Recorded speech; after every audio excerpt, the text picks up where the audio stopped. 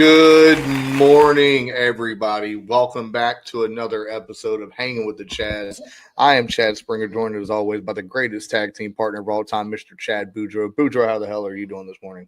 I'm good, man. Just had a few too many adult beverages last night, but getting through it. Few daddy sodas over there, and what I need you to do is I need you to quit spying on me and figure out what the hell I'm wearing every week because this matching is needed to stop right now, ladies and gentlemen. We're matching. We didn't do this. We don't text about it. We're not 12-year-old girls. We're not texting about it.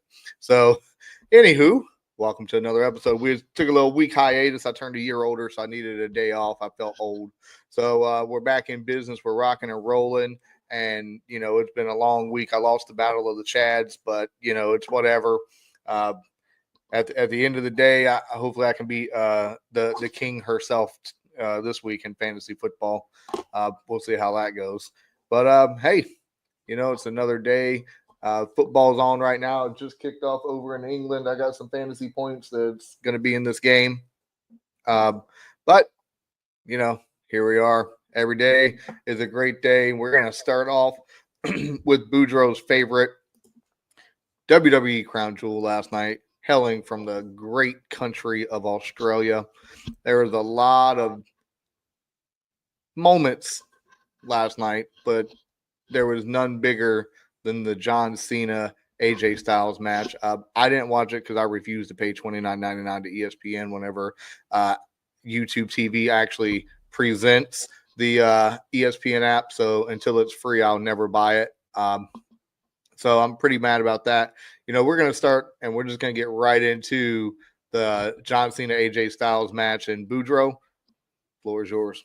Yeah, man, that was amazing. It was actually like a showcase of the history of wrestling. Yep.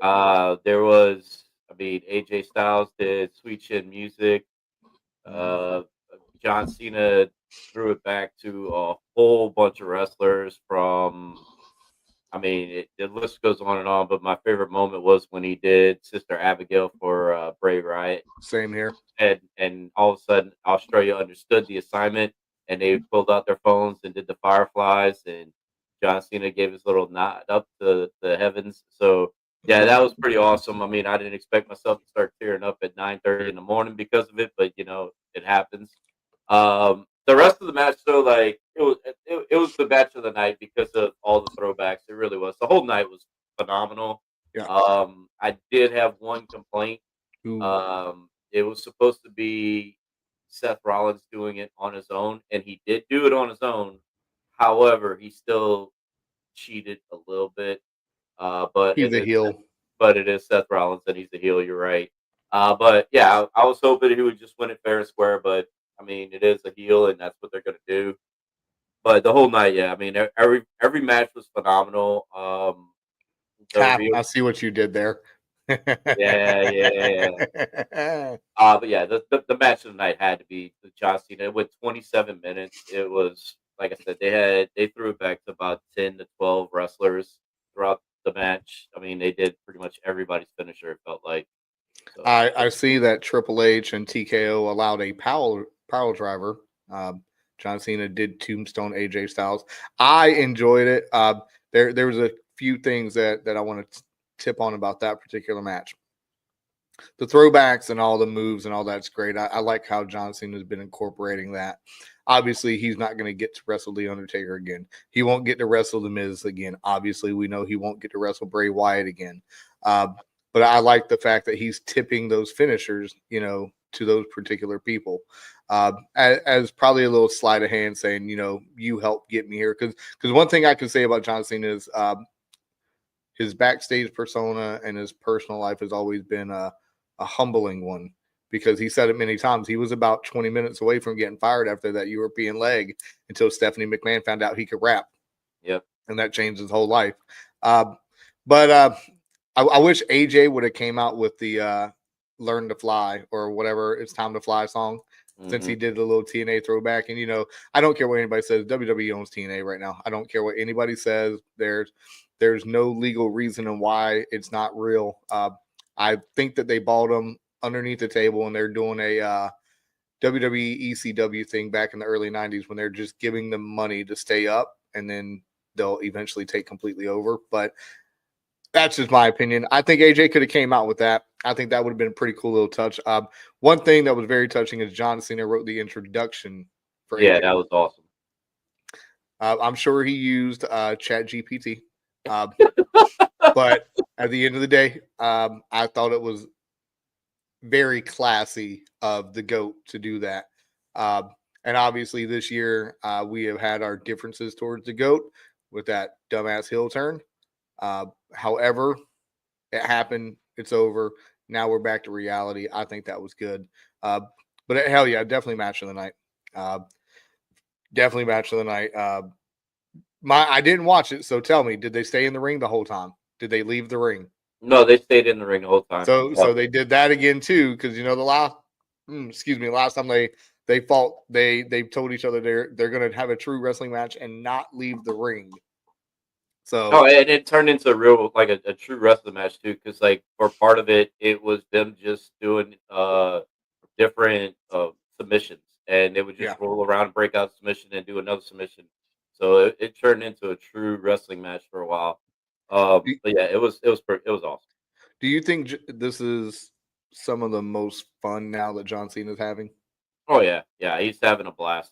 And I appreciate WWE just letting the fans pick this match. And then of course AJ Styles came out on Friday during the pre-show or the kickoff to Crown Jewel. AJ Styles said he's retiring next year. So it was a real, like you said, touching that John Cena did the whole introduction for him.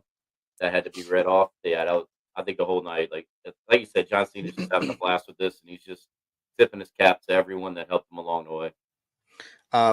Yeah, and not to get too ahead, we want to stay on track with Crown Jewel, but AJ Styles retiring next year. I think it's going to be at TNA Bound for Glory next year. Yeah, I can see that. I mean, like you're saying, you're saying that WWE owns it. I mean, the NXT on Tuesday night, it was NXT versus TNA, the takeover, back in the day. So yeah, WWE owns both of them now. So there's no way I mean, the Hardy Boys are back. Yeah, but they're TNA wrestlers, but they won all the damn tag team titles, and now they're fighting the Dudleys tonight. I think it's tonight at TNA Bound for Glory, and I think next year somehow Bound for Glory is either going to be in Nashville, Orlando, or Atlanta. Nashville is where originally TNA started. They moved down to Orlando at Universal Studios, where they was at for years before they went on the road. But Atlanta is also AJ Styles' home. Right.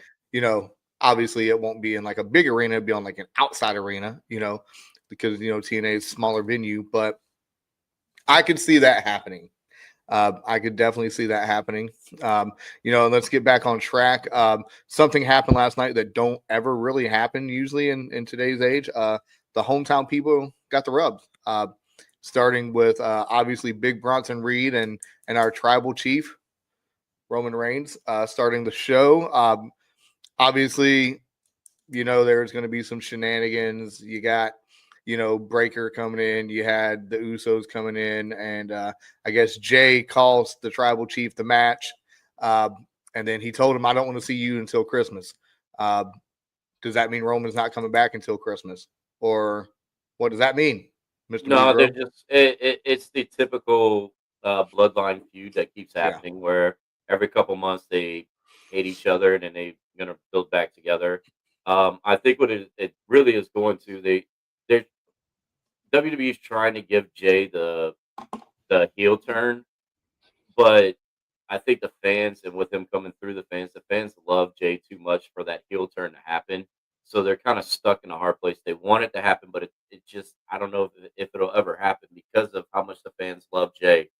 So yeah, the whole thing is we all knew the Brons were going to do something crazy. They were going to come out, and then the Usos were going to come back up, the tribal chief, and then and now it's Roman's going to come back. He's going to do what he's got to do. It's not going to be he's gone for another couple months, and he'll be out there doing whatever he's got to do. I just think that because he told them flat out he doesn't want their help, and they came out and helped and ruined the match. So it's the bloodline feud that like always happens every couple of months. Yeah, I got it. The coming through the fans does prevent a heel turn. Obviously, you can walk through the ramp if you really want one, but the song is too catchy. The colors are too bright. Uh,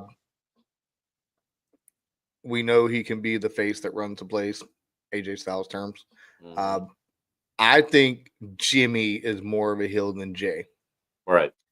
Jay is always smiling. Jimmy has those facial expressions, you know. Roman can never be a heel and he can never be a good guy. He's always going to be a tweener or he's going to be a 100% good guy. I mean, I don't care what anybody says. Roman Reigns has earned that title, just like the Randy Ortons of the day and all that. I don't know how it'll work. I don't know how to work. Just don't know. I think Seth Rollins can't be a heel for Jay to be a heel. Right. Jay can't join a group to be a heel because he's been a champ and he's a leader. You know, that whole main event Jey Uso starting during the COVID at the Hell in a Cell and all that when he was fighting Roman all the way to when he won the title at WrestleMania.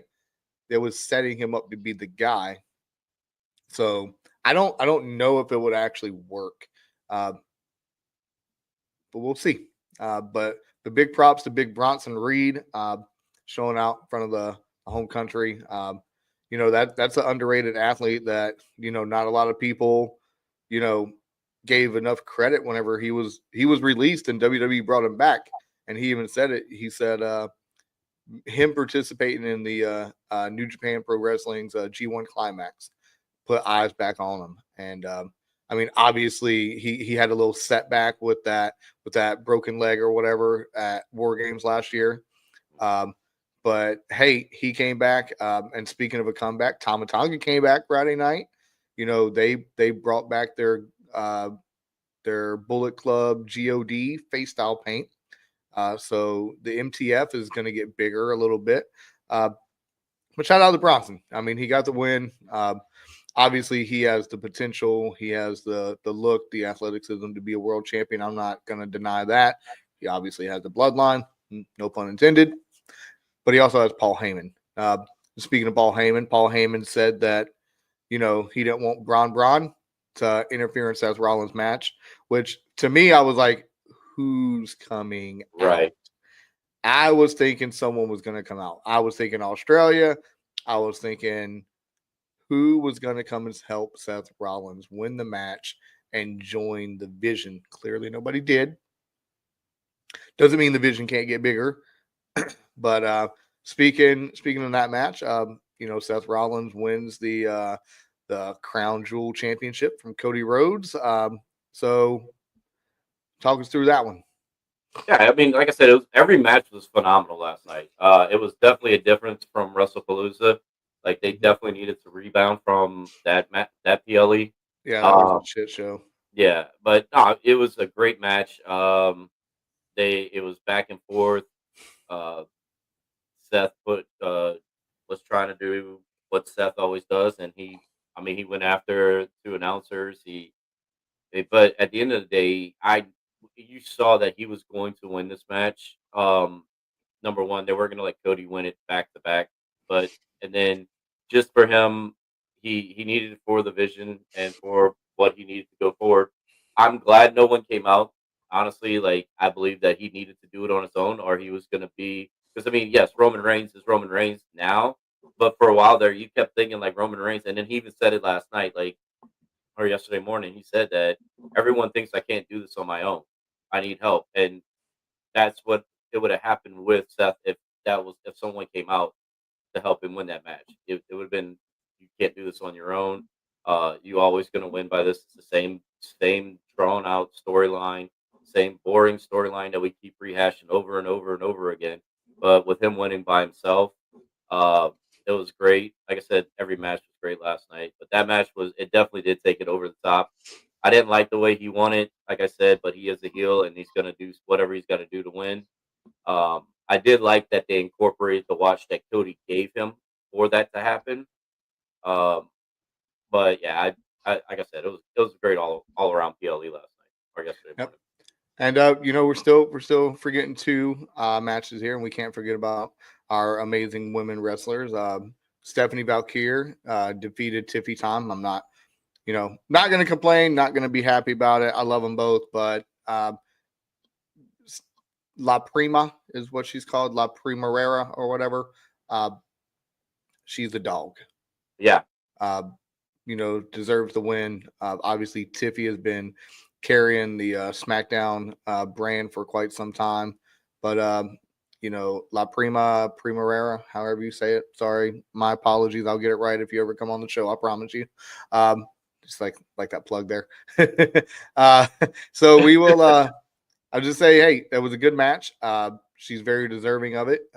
But we're anything particular that stands out about that for you? It obviously wasn't sloppy like the SmackDown match 2 weeks ago with Jade Cargill and Naomi, or not Naomi, Nia Jax. So much better match. It was a great match. I mean, they're both two phenomenal athletes. They can if you could put anyone in that ring and they'll carry them through it. But those two together, it was electric. Lots of flying, lots of the women's division. It said it like Triple H said it. It's unbelievable right now. Yeah, watching their matches. They're a lot of times their matches are better than the men's matches right now. And that match last night, it was phenomenal.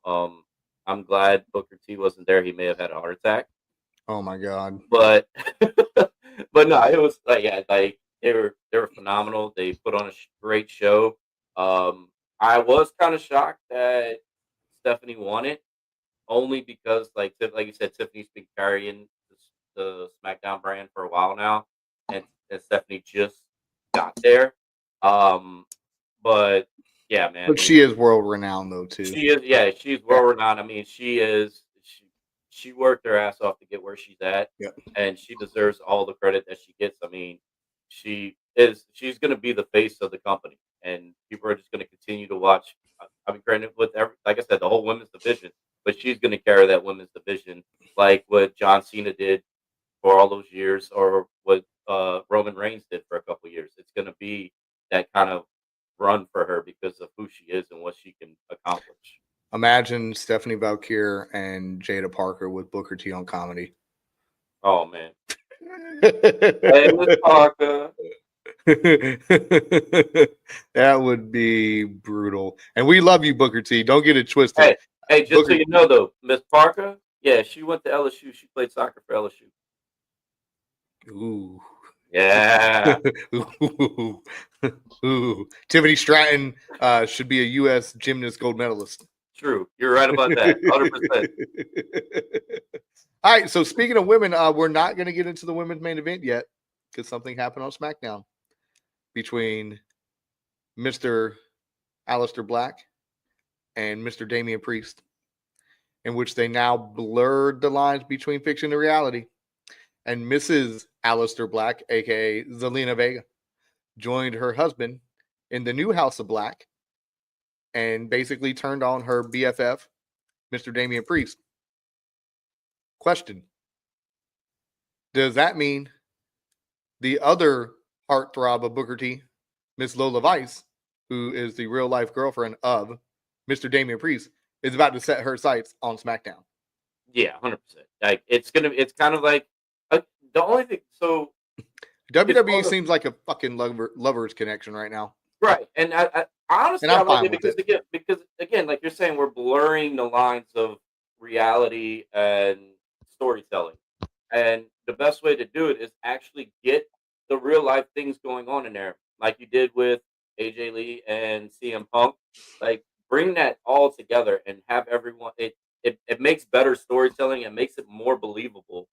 And again, that's the reason why we watch it. Yes, we watch it because of the violence sometimes, but it's really because of the storytelling. There's nothing that compares to it, and that's why. So this is just going to help that story get told even better. And so I think they should do it. And I mean, going with that though, I loved all the matches. Don't get me wrong. Last night or yesterday morning, I loved everything about it. I just hate that we have this PLE because it's like a break in the actual storytelling.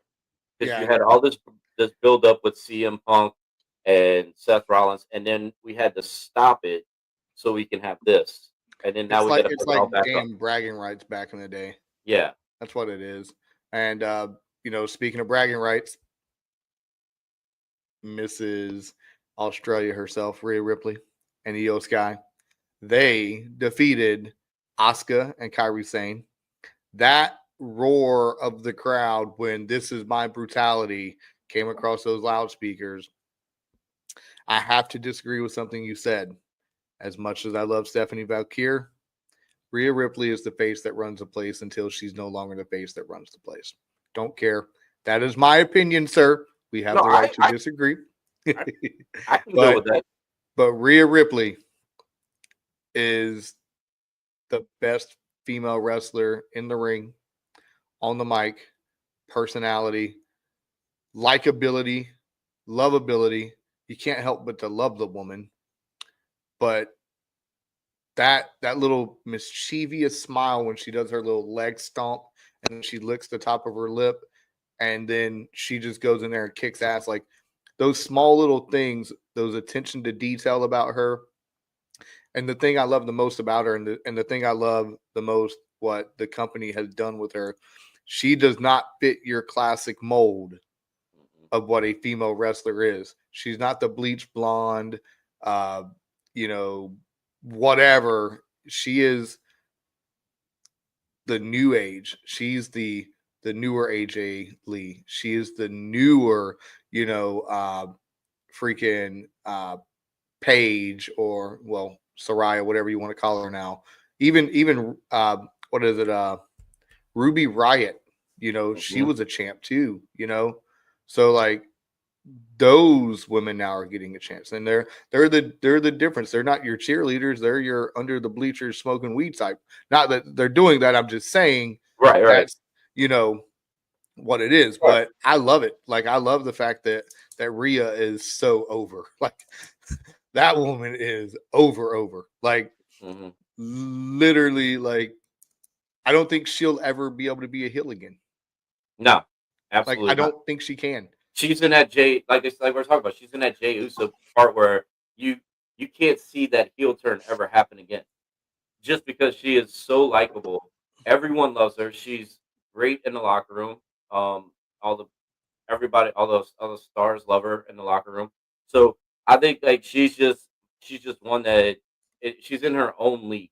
She's one that she's that Roman Reigns where she can do what she wants when she wants, and you just sit back and enjoy the ride. She can slap your mom and kick your grandpa in the dong, and nobody's gonna boo her. No, don't care what you say. Like, don't care what you say. No, and you're talking about the pop that happened when she came out. Like that was a 13. Like it was a small crowd compared to most PLEs. It was only 13,000, but it made it seem like they were in freaking Texas Stadium because it was loud as hell. Yeah. You couldn't even hear the music. That's how bad it was. Hey, speaking of hearing the music, you can hear our music right now, ladies and gentlemen. We're going to take a real quick break, and we're going to come back, and we're going to get into the little MLB. This is Chad Springer, joined always by the greatest tag team partner ever, Chad Boudreaux. Thank you for hanging with the Chads. We're going to be right back, ladies and gentlemen.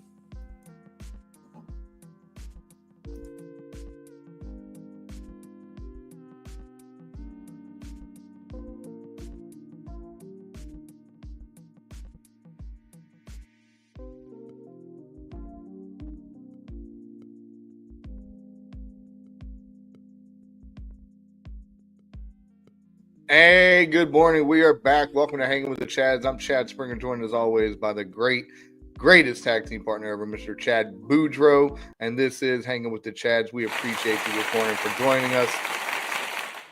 We'll update: Denver 3, New York Jets 6 over in London. Brees Hall, you better ball out. That's all I'm saying. That's all I'm saying. So here we are, ladies and gentlemen. ALCS and the NLCS is ready to go. My two teams who I picked to go to the World Series are still in it. We're going to start off with the ALCS. The Blue Jays are going to take on the Mariners. The Seattle Mariners, first time they've been in the AL Championship Series since 2001 after a 15-inning classic against Detroit the other night. They made it. The Dodgers obviously cruised by the Phillies and the, sorry, Smarty. The Brewers, defeated, interdivision rival Chicago. Who's moving on? What's going to go on? I'm still sticking with the Mariners and the Dodgers. The big dumper baby, I think he's going to carry the Mariners through. What do you got? Nah, I agree, man. Like the Mariners are hot right now. Yeah, I mean the Blue Jays are there, but the Mariners are hot. He's gonna hit home run after home run after home run. So yeah, I think it's gonna be just what you're saying. The Brew Crew had a great series against the Cubs, but nah, man, the Dodgers are just they're too solid all the way around. That lineup up and down it's hard to pitch to, and like I said, Mariners, I think they're hard to pitch to too, and they got great arms behind them. So I'm with you. I believe it's going to be those two. I would be shocked if it wasn't. So that's where I'm at. Yeah, I think I think as good as the Blue Jays are, they struggled, but they're still good. The Mariners have been hot the whole year. The Dodgers are just what the money ball. And the fact that Shohei's pitching too in the World Series or the Championship Series too, that just makes him even more of a threat. I just think I think Cal Raleigh is going to lead the Mariners there. It's just all I can say, man. And it's special of a season for him for it not to happen. Baseball is always that poetic thing, and it's poetry to lead them there. So it's too special of a season for him. Yeah, it's been a long time since the Mariners have been back in this position, and not a lot of people gave them that option back when it came in 2001. But they hit lightning in a bottle that year, tied the MLB wins record with 116 wins in the regular season. This is 2001, people, not this year. We know. Ichiro was a rookie that won Rookie of the Year and MVP. Hell, you had 1,000-year-old Jamie Moyer out there just throwing euphemous balls and striking fools out, But look at all the stuff the Mariners went through, all the players that came through. I mean, Felix Hernandez types, the even the Boones, they was in Seattle, So I think this is finally time, and they got a great lineup, and unfortunately, we got to look ahead to potential free agents coming out, in this upcoming year. It's going to be real interesting to see how they go and how they build. I mean, obviously the money is going to be there for the Dodgers, but nobody really has the Dodger money, So my only question is, it's right here, Mr. Kyle Tucker, right here. Is this ball going to be worth money in Chicago or somewhere else next year? That's all I'm going to ask. Kyle Schwarber, I don't really see him leaving, Phillies, even, especially after a year he had this year. I just think that it's going to be very, very interesting to see, how everything goes. I mean, dude had 56 home runs this year and 132 RBIs. Anybody only had 145 hits, but we know what he's supposed to do. He did it, So we'll see. But my money's on the Dodgers. My money is on the Mariners, plain and simple. And when it comes to the World Series, we're going Game 7. It's going to be the Mariners winning the World Series. Don't care. Mariners will win the World Series this year. That's I don't know about that one. The Dodgers are just way too tough, man. Like again, Moneyball. They paid for what they got, and they're gonna get what they want. So. Hey, the Mariners picked up the number 4 home run in the league, man. Picked up the guy from Arizona. Damn, what's his name? Now you're gonna make me look him up. It's just the Dodgers are gonna win it, man. It sucks to say it that way because Moneyball wins out again. But That's just the name of Alres. the game. That's the name of the game now in Major League Baseball. It's like you got to pay for what you get, and if you don't pay, you ain't getting. Yeah, like come on now. I think my Mariners. I think my Mariners going to do just well. They'll play it tough. Don't get me wrong. They'll play it tough, and I mean it's baseball. Anything can happen, but it's just the way it is nowadays, man. Look, the Mariners had 2 guys in the top 5 in home runs. They had obviously Mr. Cal, and then obviously Suarez, who they got in the trade this year. So, but at the end of the day, the Dodgers. I mean, obviously, yes, the Dodgers are the Dodgers, but I don't know. They just maybe they had it easier and they haven't been challenged. That's all I'm going to say. Maybe. And really, I don't get it. Hey, I love Ohtani. I love Shohei. That's my guy. I wish he would have went to Seattle, but they didn't have the money for him. But I'm telling you right now, that $750 million contract or whatever he got is definitely worth it now. People are like, oh, that's too crazy. No, he plays 2 positions. Yeah. He's a pitcher and he's a player. That's $325 per position. I think that's okay. Right. So, speaking of okay, how are you doing after this weekend with some college football stuff? Dude, the past 2 weeks have been crazy. Literally. Like both my parlays that got screwed over.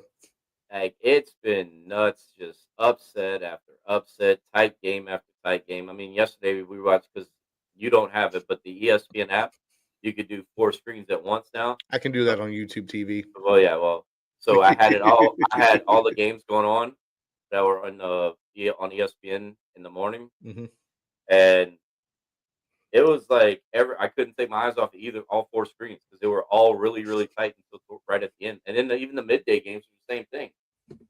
It was crazy.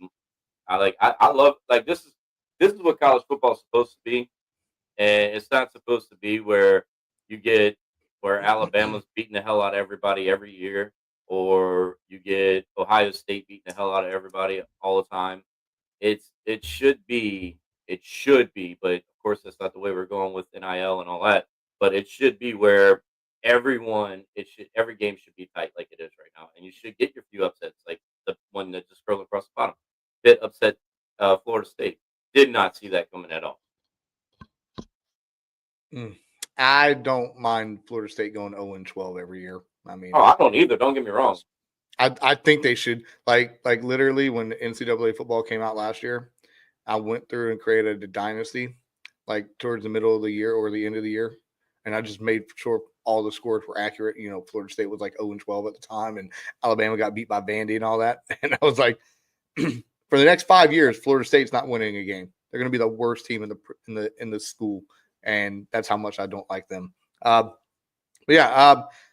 Indiana defeats Oregon in Eugene on ESPN College Game Day. Only one person picked Indiana to win.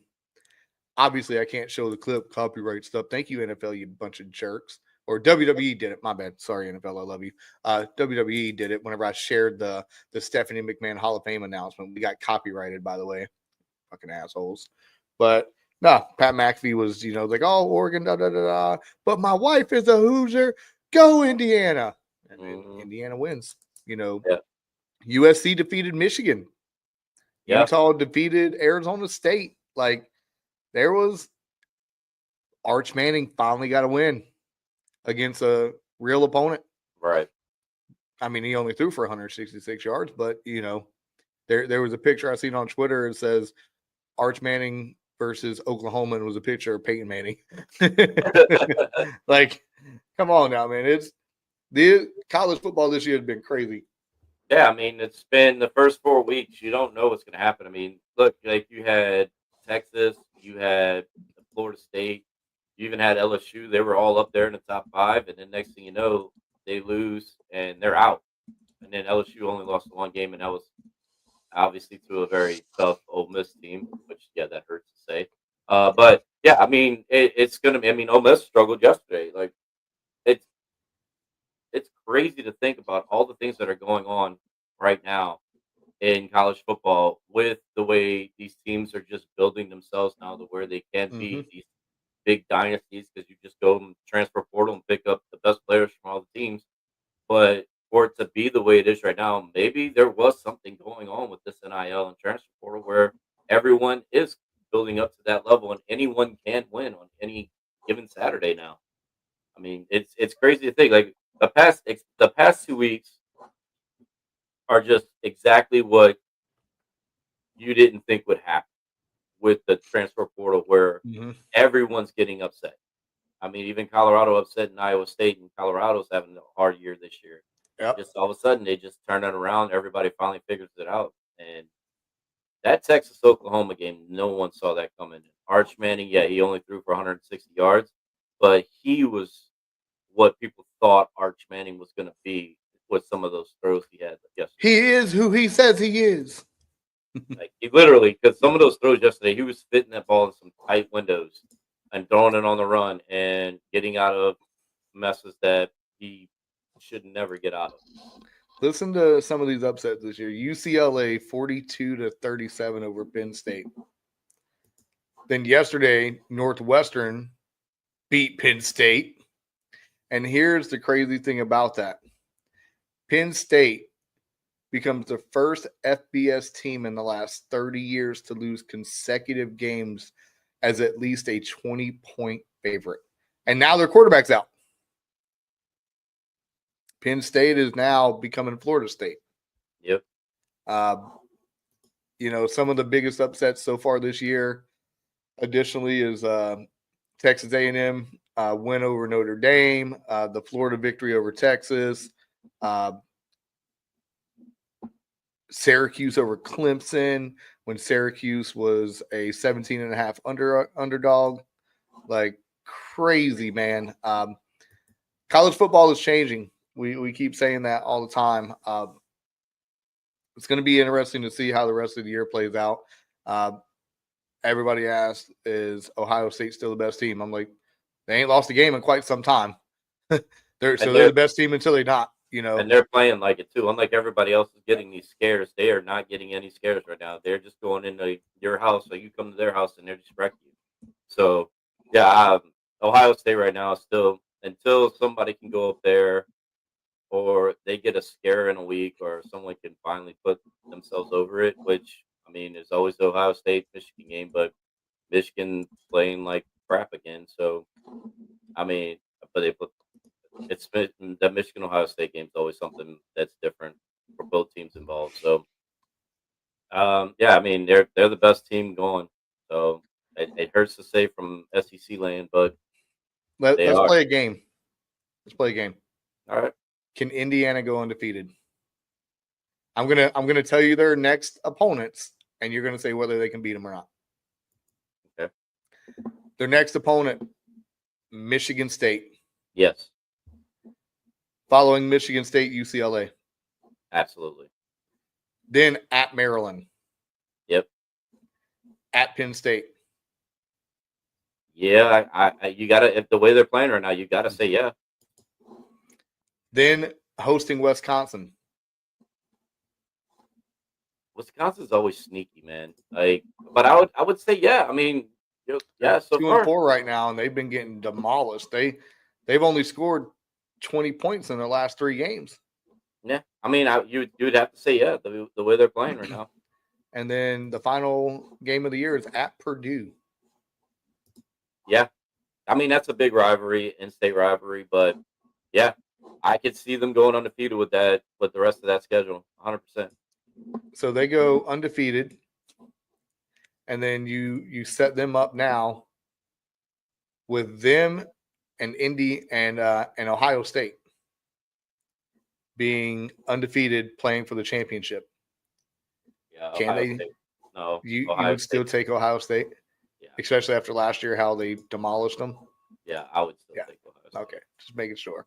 Ladies and gentlemen, this is But hey, that puts them.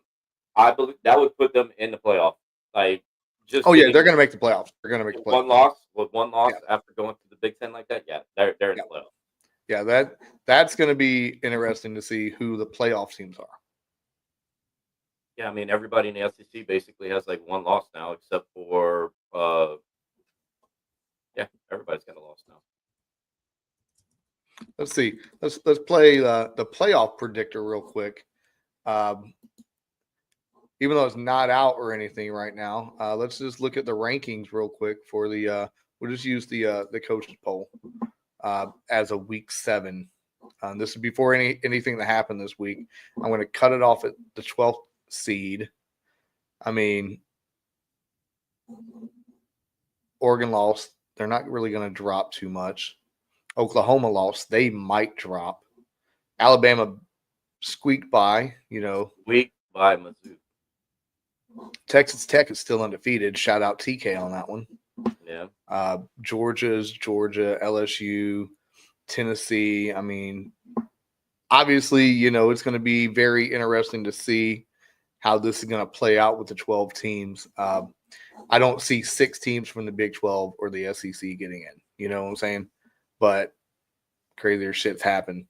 I think Indiana is going to run the table. I think so too. I think they'll get there, but they're not winning. I think they're going to finish the job too. Think they're going to finish the job. Because you know what they say. Ryan Day, here's going to be the problem. If Ryan Day loses the game again at Michigan this year, I mean, how much is that going to play into the psyche? You just can't beat Michigan, but you can beat everybody else. They're going to fire him. If they lose to Michigan this year and don't win a national championship, which is what saved his job last year, they'll probably fire Ryan Day. I can see that. I can 100% see that. If they don't win national championship and they don't beat Michigan in the game, yeah, I can 100%. I can see Ryan Day getting his walking papers. Yeah, but I think honestly, man, it's going to be real interesting, man. I think Indiana can do it. I think they can pull it out. Ohio State, let's just look at their schedule, all right? So you beat Texas 14-7. All right, then obviously you played Grambling, Ohio, then you beat Washington, you dominated Minnesota, you beat number 17 Illinois. Now you got Wisconsin, Penn State, Purdue, UCLA, Rutgers, and then Michigan. The same exact schedule, except for Rutgers and Michigan. You're gonna run the table the rest of the year. Yeah. I don't see if any of them make an upset right here. That'd be interesting. And then those 2 teams finish undefeated in the league. I mean, right now Wisconsin, they're 0-3 in the Big 12. Rutgers 0-3 in the Big 12. Penn State 0-3 in the Big 12. UCLA's 2-1, but I mean, whatever. But yeah, I mean, that's going to be interesting. Indiana, I think, now has an opportunity to shock the world, and I think they're going to do it, man. I just think they're going to do it. As for anybody else that we need to discuss, I'm glad Arch finally got a win. Hopefully, he continues to improve. I have closed the regional and sectional Arch for Heisman offices. The local section still available on appointments only at this moment in time. So you just have to contact us via email at hangingwiththechads@icloud.com. And, we'll figure it out from there. Maybe we'll reopen it next year. Maybe. But who's your Heisman right now? Yeah, it's wide open, honestly.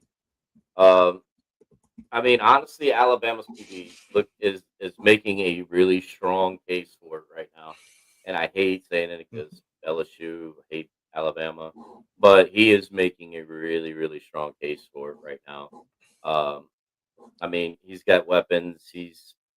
They're winning. I mean, after that Florida State loss, they are on another level right now. So that's who my front runner is at this point.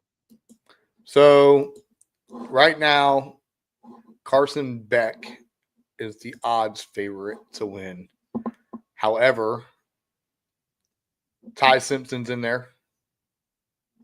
Indiana's quarterback Fernando Mendoza's in there. Jeremiah Smith is. Julian Sayin is in there, but I don't think he's going to get it. I think Dante Moore dropped a little bit after yesterday. he only had 186 yards, 1 touchdown, 2 interceptions. I think that Fernando Mendoza, if he wins out, I think he'll be the Heisman, because you got to look at it. The Heisman is the most outstanding player on your team. Would Indiana be in the position they are right now without him? No, and I agree with that too. Though, like if they beat Ohio State, like give that man everything. Yeah, give him everything. Yeah, like I think that'd be great. And we still ain't even gotten into the other college football news, ladies and gentlemen. We haven't got into the UNC Bill Belichick. we haven't got into any of that stuff. I mean, I don't care what anybody says. I don't think coach is going to be there next year. I just don't think it. I don't see it. I don't agree with it. I don't think he should have went there in the beginning. However, it is what it is, and it ain't what it ain't. What are your thoughts on Mr. Belichick? No, I'm with. Like I thought, like you got to give the man time to get his whole thing in there. But everything that's coming out of there, it's an embarrassment to him, and it's an embarrassment to the school. Like they're saying that the locker room is chaotic, and he's trying to do things that he did in NFL as far as like managerial side of things, stuff don't work, and it doesn't work with these kids. I can see there's going to be a lot of transfers if he's there next year.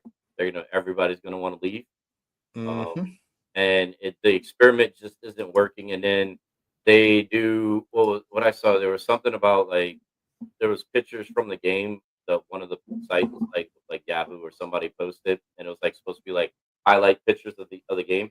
And out of like the 27 pictures, 17 of them was of his girlfriend.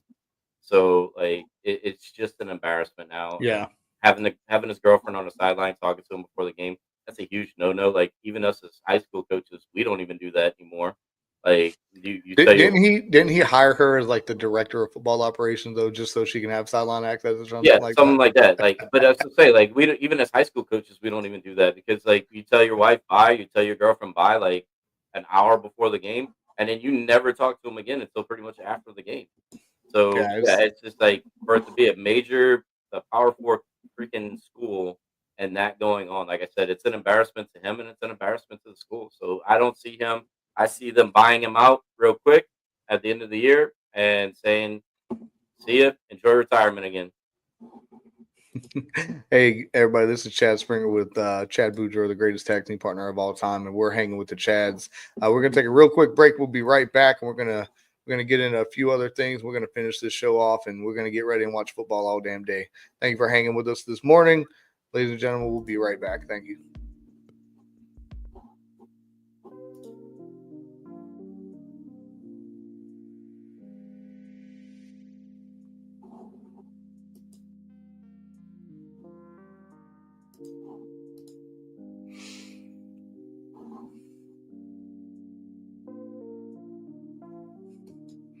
Ladies and gentlemen, we are back. Thank you for joining us this morning on this lovely first day of fall in Florida. We'll be back in summer tomorrow. So, hey, we're going to get into it real quick. Boudreaux, we are starting our winter sports. What is some of the biggest advice you're going to give to an athletic director for this? First of all, this is probably the season that has the least amount of teams in sports going at the same time. And it's not as chaotic as the fall. The fall, I was talking to a new AD the other day, and I told him I was like, the fall is going to be the most chaotic time that you're going to have. It starts right away. Football's in session, and football is just a giant beast in itself. And then you have, like, for us, we have sports that are not on campus, so trying to manage those is even worse. So yeah, like the winter sports, like it's kind of a time you can breathe, but don't rest too much, because again, you got to keep pushing forward. You got to keep making sure your kids are cleared. Make sure you check on grades. Make sure because again, this is that funny season now where the kids are going to be cleared right now, especially your freshmen. But then January rolls around, you're going to have to make sure. So you need to make sure your coaches are on your kids and and your coaches explain that to the kids that, hey, look, you're on the team now, but when January rolls around, you may or may not if you keep acting a fool in the classroom. So make sure you're doing the right thing in the classroom so you can stay on this team, and then make sure your coaches are doing something to make sure they're great. Those kids are keeping their grades up. Like whether it's passing out sheets each week that teachers are going to fill out, whether it's having the kids show you, like for us, we have focus, so we can have the kids show us right there on the spot. Pull up your focus. Let me see your grades. You know what I mean? I know some teachers don't like to fill it out because it takes time out of their day. So just have the kid itself just pull up their focus, and don't take the kid's word for it, because you're going to get yourself in trouble. Because they're going to say, "Oh, I'm doing great in the classroom," and then they're not. And then exactly, and make sure and have a conversation. Like send out the roster who's on your team. Send that out right away. Once you make your team, send that roster out, and then let the teachers know, like, hey, if this kid's acting a fool in class, let me know and I'll deal with it, and follow up and deal with it. That's the biggest advice. That's the hardest part about the winter season, is that the split seasons or a split semester. So you got to make sure those grades are right, man. Because if they're not, you're going to be missing, and it could be one of your star athletes that's going to be there that won't be there for your playoff push. Yep. Boudreaux hit it on the head. You got to stay on the kids, man. You got to stay on them. I make every single kid trying out come through my office. I have the athletic trainer in there, everything. I get a face. I type their stuff. Oh, man, yeah, you're cleared. Looking at their GPA right then and there. And I'm looking at the one that the county gives us on August the 11th. I'm not even looking at focus. And so I was like, hey, look, you got a D right now. You're at a 2.01. You might want to bring that D up before you go on winter break. If not, you're going to be out of luck when we come back. So you hit it on the head. I mean, there's not much more I can say on that. Just get in front of your kids, get in front of your coaches. The expectations are still the expectations. And, at the end of the day, they're student athletes, got to make sure they're making the grades. So what I do on focus is I go into the activity tab because I already got it broken down. I just put the kids roster in the activity tab. So obviously there's no way to make it like blink like an IEP or something like that. I wish there was, but I also send out the rosters to the admin. I send out the roster to the teachers and like, hey, congratulate these kids on making the team. I do that for three things. One, so everybody knows who made the team. Two, if teachers have any issues, they know who to call. And three, it helps admin be able to identify kids even quicker. But I also do it for my attendance clerk so that she can keep an eye on the attendance for me as well. We're actually working to create daily reports to get ran for attendance just on those athletes. I'm not going to have a kid come out and play a sport that has 98 absences, Right. 147 tardies, I'm not going to do that. And I will not do that. So just getting in front of them, I think. And we're starting back wrestling this year. Yay. So, I mean, now we're up this winter. Obviously you got a little bit more, but we got something like cheer, boys and girls soccer, girls basketball. I mean, hell, we got like 8 sports starting. Yep. And that's what I tell my admin. I'm like, hey, I got 8 sports starting. I need to get these kids cleared. We'll see. So, the thing I hate the most is the kids coming last. Like, I hate last minute kids. Oh, I didn't know. Yeah, that's bullcrap. See, I run all the social media. I know it. I can tell you exactly what date it got posted, to what platforms it got posted to. And I've sent out numerous emails and everything else. So don't come to me crying, because I don't, unless they're a legitimate move or a freshman. Nah, dog, get out of here. Like you could get away with it for the fall sports because again, it starts right. It starts before school starts. So I give the freshmen. I give the freshmen a little bit of a buy on that for the fall sports. But once winter rolls around, we've been in school for 2-3 months now. Mm-hmm. No, it don't work anymore. I gave a grace period in the fall because we went from activate back to athletic clearance, home campus. Mm-hmm. It was signed and delivered May 15th. We're not doing anything athletically until June the 1st. So I gave them a grace period until the first day of school to have everything on athletic clearance. People are still going on activate and like, oh, I'm on activate. I was like, nah, dog. Got to go on home campus. You got to go on athletic clearance. Oh, since when? May 15th. Look at his email I sent. I've sent all your coaches a text about it. I've sent all the instructions out. I mean, it falls on you. So at the end of the day, you have to do it yourself. But yeah, so we're just getting ready, man. It's starting to cool off. And so at the end of the day, we're just going to be fun, be fun about it. Hopefully my soccer teams get a few more wins this year. Yeah, so I'll be happy. I will be happy with that. And speaking of being happy, ladies and gentlemen, if you want to get real happy today, I'm going to tell you how. You can turn $1 into $739 with Springer's Picks of the Week. I am picking the Broncos, the Rams, the Steelers, the Panthers, the Jaguars, the Chargers, the Patriots, the Colts, the Titans, the Bucks, the Packers, the Lions, the Bills, and the Commanders on Monday Night Football. I'm trying to turn $1.20 into $739.24 on the Hard Rock app. Any opposing to those picks there, Mr. Boudreaux? Yes, the Panthers are upsetting the Cowboys. Yeah, that's not gonna work. Rico Dowdy just ran for 205 last week and destroyed the Dolphins. Mike McDaniel should have been fired after that game. It was the Dolphins. The Cowboys are hot right now. No. Panthers in Charlotte are going to win. Panthers. All right. Hey, don't be asking me to buy you some Texas Roadhouse whenever. Hey. Nah, I ain't going to do it, dog. Ain't even going to do it. I got another one, though, that I got a bonus bet on, a free $10 bonus bet on with the Hard Rock app. And listen to this. And I probably won't win, but if I win, I'll win $34,000. So there it is. Jeez Louise. I hate the Hard Rock app sometimes. It makes you keep logging in multiple times. A $10 bonus bet. All I need is Breece Hall to have under 3.5 catches. He's at 0 right now. Marvin Mims to have over 27.5 receiving yards. And the first half total points is supposed to be under 21.5. Right now, well, they're showing a replay. I'll tell you that in a minute. Then I need Christian McCaffrey to go over 53.5 receiving yards. The Buccaneers to cover the spread in a plus 3.5. The Bengals and Packers to go over 45 total points. Jamar Chase to go over 62.5 receiving yards. Jordan Love to throw for over 244.5. Then I need Bryce Young with over 1.5 touchdown passes. Trevor Lawrence not to throw any picks.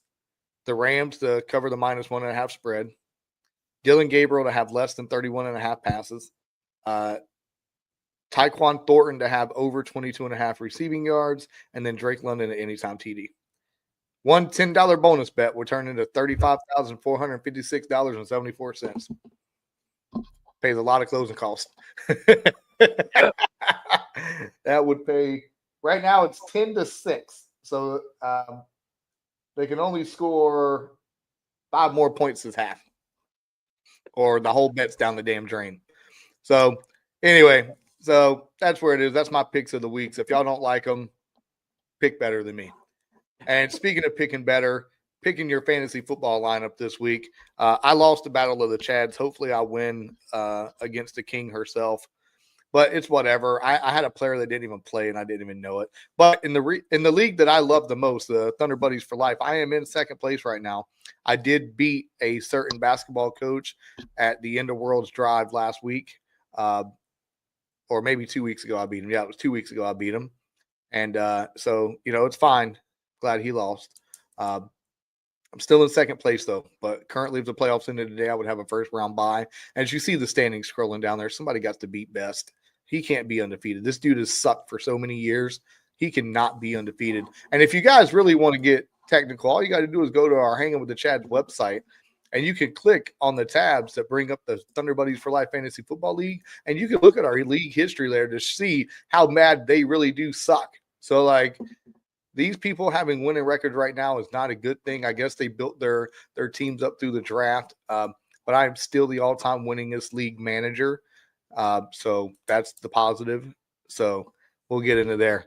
And, speaking of getting in there, it's about that time, Boudreaux, to light the fires and kick the tires over here, or light the tires, kick the fires, whatever you want to call it. How are we going to end the show today? Man, the way we always do. Get better.